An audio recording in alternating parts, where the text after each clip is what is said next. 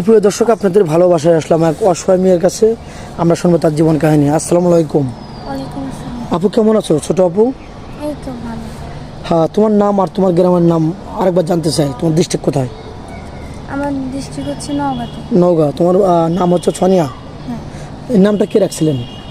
আমার বাবা মা। ও, অনেক কিউট নাম, অনেক সুন্দর নাম।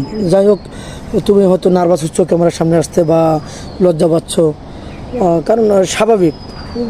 কখনো যদি কেউ ক্যামেরার সামনে না যায় তাহলে নার্ভাস হওয়াই স্বাভাবিক। তো যাই হোক, আচ্ছা, খাওয়া দাওয়া করছো কি দিয়ে? খাওয়া দাওয়া করছি মুরগির মাংস। মুরগি মাংস। আচ্ছা, একটু সত্য কথা বলো তো, তুমি তো গরিব অসহায় না, তোমার মুখটা দেখলে মায়া লাগে। তো যাই হোক, আমরা চাবো যে এটা যেন তোমার শেষ ভিডিও হয়, আর যেন ভিডিও না করতে হয়, এটা আমরা আশাবাদী। তুমি কতদিন ধরে গরু গোস খাও না বা ভালো মন্দ খাও না? এখন আমাদের তো গ্রাম অঞ্চলে গরুর মাংস ওরকম ভাবে খাওয়া হয় না, আচ্ছা। একমাত্র ঈদ ছাড়া বা কোনো অনুষ্ঠান ছাড়া। ও, তো তোমার আব্বা তো নেই, তোমার আম্মু কিনে আনে না? না, মার তো ওরকম সামর্থ্য হয় না। ওরকম অ্যাপালেটি হয় না, কারণ 800 টাকা কেজি গোস্ত, 1 কেজি কিনতে গেলে 800 টাকা যায়। ওটা দিয়ে মাছ কিনলে বার 5-7 দিন কিনে খেতে পারবে নাকি? তাহলে তো অনেক কষ্ট না, ভালো মন্দ খেতে পারো না, ভালো পোশাক নাড়তে পারো না, খুবই কষ্ট হয় না? কষ্ট তো হয়ই। আচ্ছা, তোমার আব্বু মারা গেছে, তোমার আব্বুর কথা মনে পড়ে না? মনে পড়ে না আবার।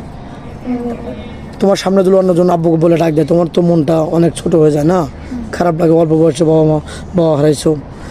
তো যাই হোক, তোমার এই অভাব পূরণ করতে পারবে একমাত্র তোমার শ্বশুর শাশুড়ি নাকি? তারা যদি ভালো হয় বা তুমি যদি তাদের সাথে ভালো আচরণ করো বা ভালো রিয়াক্ট করো, তাহলে তারা তোমাকে ওই স্থান দেবে নাকি? আর তুমিও তাদের সাথে ভালো ব্যবহার করবে। তো যাই হোক, আমাদের ক্যামেরার সামনে আসো বিয়ে শাদীর জন্য না।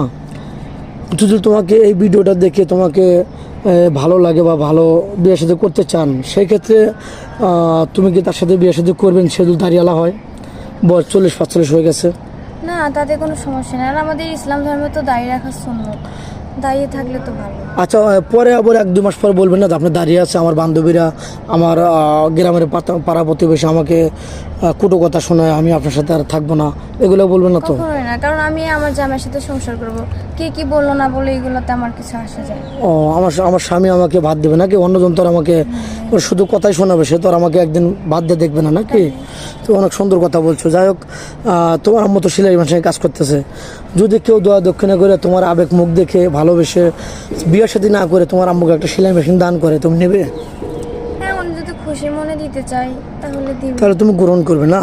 তোমার যখন সংসারটা ওর উপর দিয়ে নির্ভরশীল হয় বা চলে, তোমাদের দুজন পেট চলে, তাহলে তো আর সমস্যা নাই নাকি?